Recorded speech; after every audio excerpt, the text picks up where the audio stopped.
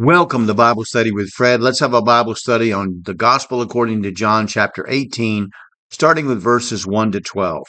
When Jesus had spoken these words, he went forth with his disciples over the brook Cedron, where was a garden, into the which he entered and his disciples. And Judas also, which betrayed him, knew the place, for Jesus ofttimes resorted thither with his disciples. Judas then, having received a band of men and officers from the chief priests and Pharisees, cometh thither with lanterns and torches and weapons. Jesus therefore, knowing all things that should come upon him, went forth and said unto them, Whom seek ye? They answered him, Jesus of Nazareth. Jesus saith unto him, I am he. And Judas also, which betrayed him, stood with him. As soon as he had said unto them, I am he, they went backward and fell to the ground. Then asked he them again, Whom seek ye? And they said, Jesus of Nazareth. Jesus answered, I have told you that I am he. If therefore ye seek me, let these go their way, that the saying might be fulfilled, which he spake, Of them which thou gavest me I have lost none. Then Simon Peter, having a sword, drew it, and smote the high priest's servant, and cut off his right ear. The servant's name was Malchus. Then said Jesus unto Peter, Put up thy sword into the sheath. The cup which my Father hath given me, shall I not drink it? Then the band and the captain and the officers of the Jews took Jesus and bound him.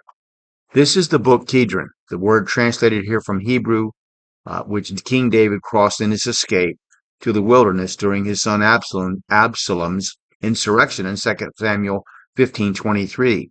This is the Garden of Gethsemane, and John's version leaves out Christ's prayer in Matthew and goes right to his betrayal by Judas and arrest. When Jesus says the words, I am, which is the name of God, the party sent to arrest him falls down. Then Jesus tells them that since he is the one they want, they should let his disciples go. This was done to fulfill what he prayed back in chapter 17, verse 12. Peter was armed and he took a swing with his sword, cutting off a servant's ear, the servant's name being Malchus. That Jesus returned that ear to its place is not mentioned in this account, but in Luke's. And Jesus removed any evidence that there had been an attack on the priest's servant, which really didn't help Peter because he could have been executed. Jesus went voluntarily with the lawful authorities over whose actions he could have complete control, as he showed in this passage when he said, I am. Notice that Jesus did not resist the lawful authorities, even though they were wicked and depended on a traitor, an inside man, to get to him. Whether this is only applicable in this situation and whether you cannot say that this is an example for Christians to follow is only possible as a question in countries like America, where you still have freedom of conscience and religious belief. That could change at any time, and we may one day find ourselves having to make a decision. Go like Christ to our martyrdom, or fight to a certain death like some worldly revolutionary. I suppose it depends on how much you trust in him. So let's go on to 13 to 27. And led him away to Annas first, for he was the father-in-law to Caiaphas, which was the high priest that same year. Now Caiaphas was he which gave counsel to the Jews that it was expedient that one man should die for the people. And Simon Peter followed Jesus, and so did another disciple. That disciple was known unto the high priest, and went in with Jesus into the palace of the high priest. But Peter stood at the door without. Then went out that other disciple, which was known unto the high priest, and spake unto her that kept the door, and brought in Peter. Then saith the damsel that kept the door unto Peter, Art not thou also one of this man's disciples? He saith, I am not. And the servants and officers stood there, who made a fire of coals, for it was cold. And they warmed themselves, and Peter stood with them and warmed himself. The high priest then asked Jesus of his disciples and of his doctrine. Jesus answered him, I spake openly to the world. I ever taught in the synagogue and in the temple, whither the Jews always resort. In secret have I said nothing. Why askest thou me? Ask them which heard me what I have said unto them. Behold, they know what I said. And when he had thus spoken, one of the officers which stood by struck Jesus with the palm of his hand, saying, Answerest thou the high priest so? Jesus answered him, If I have spoken evil, bear witness of the evil. But if well, why smitest thou me? Now Annas had sent him bound unto Caiaphas the high priest, and Simon Peter stood and warmed himself. They said therefore unto him, Art not thou also one of his disciples?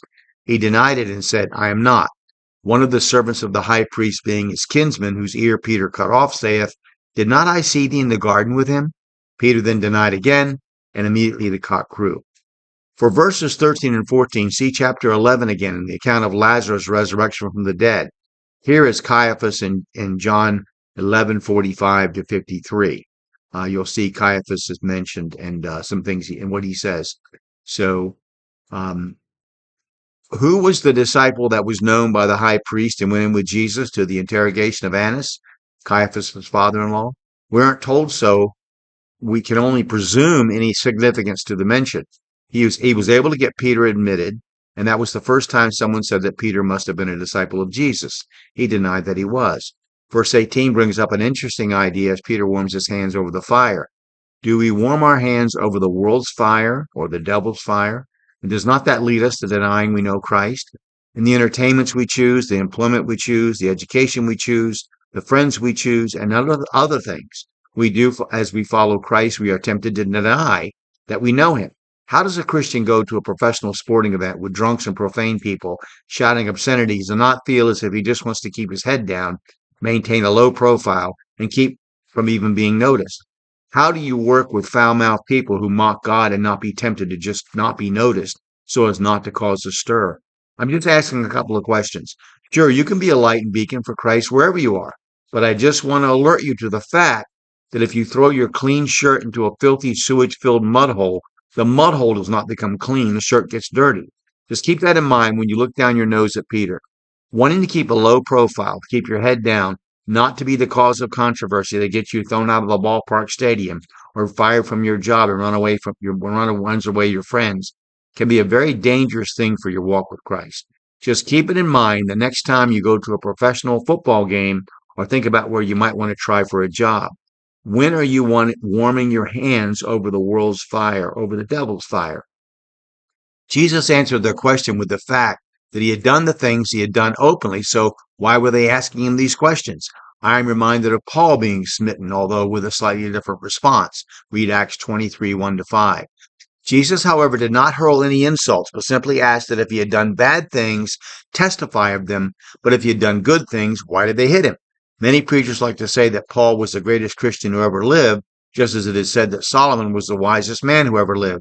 However, the Bible paints a portrait of the followers of God, no matter how great or wise, warts and all. Do you think you're any better?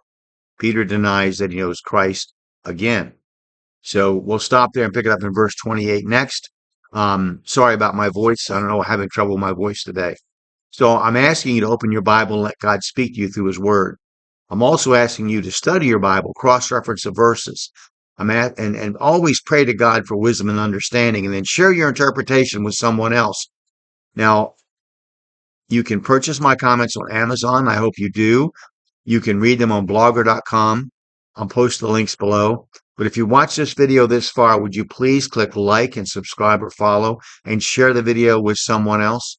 I look forward to your comments as well. You may agree or disagree. Doesn't matter. I'd like to see what you have to say.